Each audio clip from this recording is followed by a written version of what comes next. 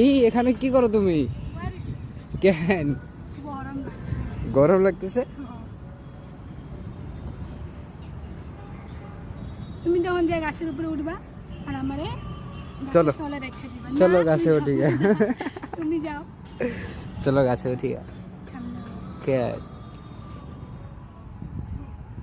চান তুমি যদি এখন হাতের মধ্যে একটা রুমাল বা বাটি নিয়ে বসে থাকো তাহলে কি ভাববে মানুষ? ভিখারি দেবো নাকি? আমি তো ভিখারি। ভিখারি নাকি? না না শুনে ওঠো।